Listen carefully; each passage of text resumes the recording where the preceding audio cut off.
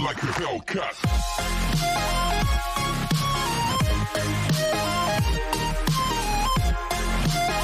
Drama की starting में scene हमें फीमेल लीड का दिखाया जाता है, जो कि अपने हस्बैंड को कह रही थी कि चैंग फेंग तुम जल्दी जाग गए, तुमने मुझे जगाया क्यों नहीं। चैंग फेंग यानी कि हमारा मेन लीड कहता है मैं चाहता था कि तुम अपनी नींद अच्छे से पूरी करो और तुम्हारे जूते कहाँ है। चियन यू कहती है मैं फिर से भूल गई। चैंग फेंग कहता है आज नए साल के दिन हमारी मिनिस्ट्री के सारे लोग काफी व्यस्त रहेंगे, इसलिए तुम्हारी आईब्रो बनाने के तुरंत बाद मुझे काम पर जाना होगा। लो ये हो गया, आज शाम हम साथ में लालटेन फेस्टिवल देखने के लिए चलेंगे। चियन यू कहते हैं ठीक है मैं तुम्हारे साथ चलूंगी। चैंग फेंग कहते हैं अब मुझे जाना होगा, तभी वो वहाँ से जाने लगता है। अब सीन शाम का दिखाया जाता है, जहाँ चियन यू चैंग फेंग का इंतजार कर रही थी। मिस्टर लू जो कि चैंग फेंग के साथ काम करता है वो कहता है आपकी वाइफ आपका इंतजार कर रही है, आपको जल्दी जाना चाहिए। चैंग फेंग कहता है बेवकूफ मत बनो। मिस्टर लू कहता है कि मैं तो सिर्फ आपकी मदद करना चाहता हूँ क्योंकि मेरी अभी तक शादी नहीं हुई है। वहीं चियन यू अभी तक चैंग फेंग का इंतजार कर रही थी, तभी एक लड़की उससे टकरा जाती है। वो उससे कहती है क्या तुम ठीक हो। वो छोटी सी बच्ची कहती है हाँ। इतनी देर में चैंग फेंग उसके पीछे आ जाता है और कहता है अभी काफी ठंड है, तुम इतनी जल्दी क्यों आ गई, मैंने तुमसे कहा था कि आज स्नोफॉल होगी। चियन यू कहती है मुझे लगा कि मैं सबसे पहले आकर तुम्हारा इंतजार करूंगी। वहीं दूसरी तरफ एक औरत चिल्ला रही थी कि फेंगियन पवेलियन से बेहतर सनसेट ब्लश आओ और देख लो। चियन यू कहती है चलो चलकर देखते हैं और वहाँ पर जाके कहती है कि मुझे एक लिपस्टिक दिखाओ। तभी वो औरत उसे लिपस्टिक दे देती है। तभी चियन यू उसे लगाकर देखती है। तभी चैंग फेंग कहता है ये लिपस्टिक फेंगियन पवेलियन से अच्छी नहीं है। तभी वो दोनों वहाँ से जाने लगते हैं। वहीं दूसरी तरफ एक औरत हेयर पिन बेच रही थी, तभी वो दोनों उसके पास जाते हैं। तभी चैंग फेंग को एक सिल्वर हेयर पिन पसंद आती है और वो चियन यू के बालों में लगा देता है और कहता है तुम काफी अच्छी लग रही हो। इतने में चैंग फेंग को किसी की आवाज आती है। इतने में हम देखते हैं एक औरतों का झुंड जो कि छाता लेकर चल रहा था और इतने में वहाँ बर्फ गिरने लगती है। वो औरतें जो कि अभी भी लाइन में चल रही थी। चैंग फेंग कहता है बर्फ में खून की बदबू आ रही है। तभी वो औरतें जिन्होंने मास्क और लाल कपड़े पहने थे वो सभी अपने छाते नीचे फेंक देती है और वहाँ पर लोगों पर हमला करने लगती है।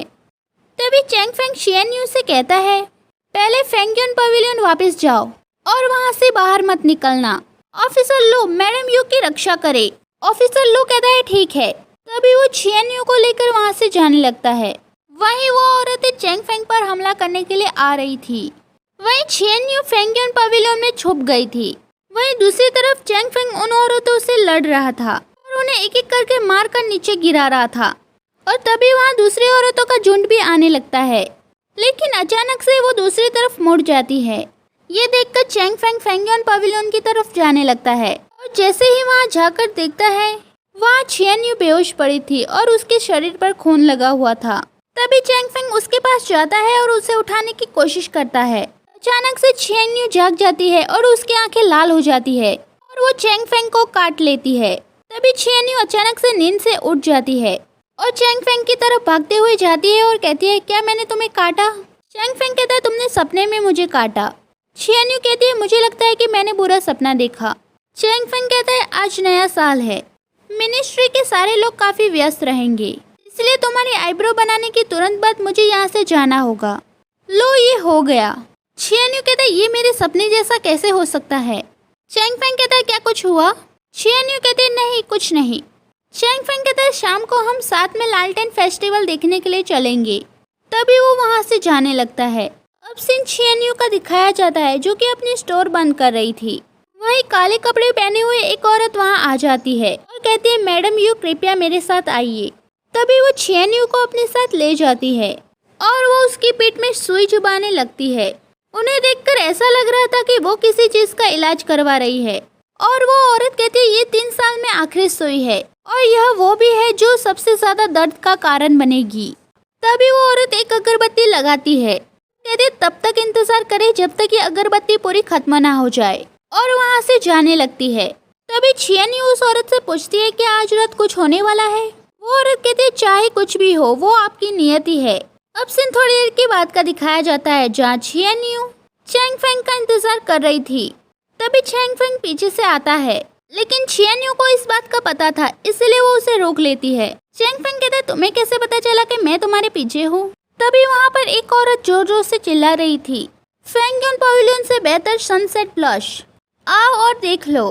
चैंग फेंग कहता है चलो देख कर आते हैं। छियान्यू कहते हैं नहीं चलो यहाँ से। वहीं दूसरी तरफ चैंग फेंग हेयर पिन लेने के लिए हेयर पिन के स्टोर पर चला गया था और उसे वही सिल्वर हेयर पिन पसंद आती है जो कि छियान्यू के सपने में थी। तभी छियान्यू वहाँ आती है और कहती है ये मुझे पसंद नहीं है, इसे मत खरीदो, चलो घर वापस चलते हैं। इतने में एक औरतों का झुंड छाता लेकर आ जाता है जो कि लाइन में चल रहा था और वहाँ पर स्नोफॉल होने लगती है। छियान्यू कहते सब कुछ बिल्कुल वैसा ही क्यों है? तभी वो मार्क्स वाली औरतें जिन्होंने लाल कपड़े पहने हुए थे वो सभी अपने छाते फेंक देती है और लोगों पर हमला करने लगती है। चैंग फेंग छियान्यू से कहता है सबसे पहले फेंग यन पवेलियन जाओ। छियान्यू कहते हैं चैंग फेंग मुझे लगता है ये सब मैंने पहले भी अनुभव किया है। चैंग फेंग कहते हैं अभी बात करने का समय नहीं है, यहाँ से जाओ। ऑफिसर लू, मैडम यू की रक्षा करना। तभी ऑफिसर लू उसे लेकर वहाँ से जाने लगता है। वहीं दूसरी तरफ छियान्यू फेंग यन पवेलियन में छुप गई थी। इतने में एक औरत आकर मिस्टर लू को मार डालती है और छियान्यू अंदर से छुपकर ये सब कुछ देख रही थी। तभी उसे लगता है कि कोई उसके पीछे है, इसलिए वो पीछे मुड़कर देखती है। तभी वो देखती है लाल आंखों वाली एक औरत उसके पीछे हवा में तैर रही है। तभी वो औरत अचानक से जाकर बाहर गिरती है। वहीं दूसरी तरफ छियान्यू जिसकी आंखें भी अब लाल हो चुकी थी और वो उस औरत की तरफ बढ़ रही थी। तभी वो उस औरत का गला पकड़ लेती है और उसे दीवार से पटक देती है और कहती है आखिरी वक्त पर तुम मुझे जीने भी नहीं दे रहे हो, और उसे मारकर नीचे गिरा देती है। इतने में कई सारी औरतें वहां आ जाती है और वो सभी छियान्यू पर हमला करने के लिए आगे बढ़ने लगती है। तभी सीन बदल जाता है जहाँ चैंग फेंग छियान्यू के पास आ चुका था, लेकिन छियान्यू बेहोश पड़ी थी और उसके शरीर पर खून लगा हुआ था। वो देखकर चैंग फेंग उसके पास जाता है और उसे उठाने की कोशिश करता है। तभी वो उसे उठाकर अपने साथ ले जाने लगता है। अब सीन डॉक्टर का दिखाया जाता है जो कि छियान्यू को चेक कर रहे थे। चैंग फेंग कहता है अब वो कैसी है? डॉक्टर कहते हैं कि उन्हें जहाँ पर चोट लगी है वहाँ पर काफी खून बह चुका है, जिसकी वजह से उनकी सांसें कमजोर हो रही है। चैंग फेंग कहता है मुझे बताओ कि मैं क्या कर सकता हूँ। डॉक्टर कहता है किरण ब्लड, ये एक विशेष प्रकार का रक्त है, इसमें जीवन को लंबा करने की क्षमता है। तभी चैंग फेंग वहाँ से जाता है। अब सीन चैंग फेंग का दिखाया जाता है जो कि बहुत सारे गार्ड्स के बीच में फंसा हुआ था और कहता है मेरे रास्ते से हट जाओ, लेकिन वो लोग वहाँ से हिल भी नहीं रहे थे, इसलिए चैंग फेंग उन्हें चकमा देकर अंदर घुस जाता है और कहता है मुझे किरण ब्लड दो। तभी वो आदमी चिल्लाते हुए कहता है क्या तुम मुझसे मेडिसिन मांग रहे हो? तभी चैंग फेंग अपने घुटनों पर बैठकर कहता है कृपया मुझे किरण ब्लड दे दीजिए। वो आदमी कहता है तुम्हें ये सब करने की जरूरत नहीं है और मुझे बताओ कि तुम्हें उस चीज की क्यों जरूरत है। चैंग फेंग कहता है तुम बहुत ज्यादा बकवास करते हो और वहाँ से जाकर दवाई ढूंढने लगता है। वो आदमी कहता है तुम क्या कर रहे हो? दवाई सफेद बोतल में है। तभी चैंग फेंग उसे थैंक यू कहकर वहाँ से जाने लगता है। अब सीन छियान्यू का दिखाया जाता है जहाँ पर चैंग फेंग उसे किरण ब्लड पिला रहा था। तभी छियान्यू जाग जाती है और कहती है मैंने एक सपना देखा और मुझे लगा कि मैं मरने वाली हूँ। चैंग फेंग कहता है ऐसी बकवास मत करो, अब तुम ठीक हो। तभी छियान्यू को एक फ्लैशबैक आता है जहाँ पर वो काले कपड़े वाली औरत कह रही थी कि तुम एक साधारण इंसान बन सकती हो इस अगरबत्ती को जलाने के बाद। तभी छियान्यू कहती है मैं तुम्हारी वाइफ। तभी वो बेहोश हो जाती है। चैंग फेंग कहता है मुझे डराओ मत और उसे उठाने की कोशिश करता है, लेकिन वो जाग नहीं रही थी। तभी वो कहता है किरण ब्लड तुम्हें ठीक कर देगा। तभी वो ब्लड लेने के लिए जाता है। इतने में छियान्यू अपने बेड से गायब हो जाती है। तभी चैंग फेंग उसके बेड पर जाके देखता है, वहाँ पर जलाई हुई सारी मोमबत्तियाँ बुझ जाती है और अंधेरा हो जाता है।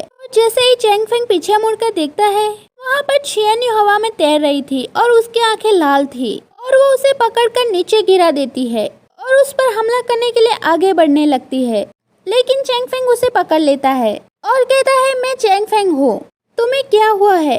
तभी छियान्यू बेहोश हो जाती है। अब सीन मॉर्निंग का दिखाया जाता है जहाँ छियान्यू जाग गई थी और वो चैंग फेंग से कहती है क्या तुम जाग गए? तभी उसे कल रात के फ्लैशबैक आने लगते हैं। छियान्यू कहते हैं क्या तुम्हारे साथ कल रात कुछ हुआ था या फिर मैंने कोई सपना देखा, लेकिन मुझे कुछ याद नहीं आ रहा है। चैंग फेंग कहता है कल रात हम लालटेन फेस्टिवल में गए थे, क्या तुम भूल गई? छियान्यू कहते हैं लालटेन फेस्टिवल में जाने के बाद पर उसे कुछ याद नहीं आ रहा था। चैंग फेंग कहता तुम्हें ठंड लग गई थी इसलिए तुम बेहोश हो गई और मैं तुम्हें घर ले आया। ठीक है अब मुझे जाना है। तभी वो वहाँ से जाने लगता है।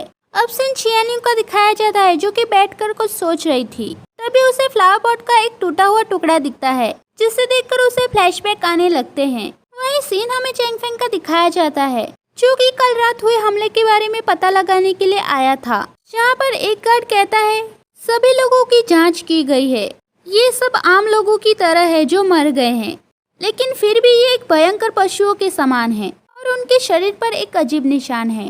तभी चैंग फेंग उस निशान को देखता है। छियानी अपने गले की तरफ देखती हुई कहती है ये तितली का निशान फिर से कैसे आ गया। तभी एपिसोड खत्म हो जाता है। नेक्स्ट एपिसोड के लिए like share and subscribe and thank you for watching full video.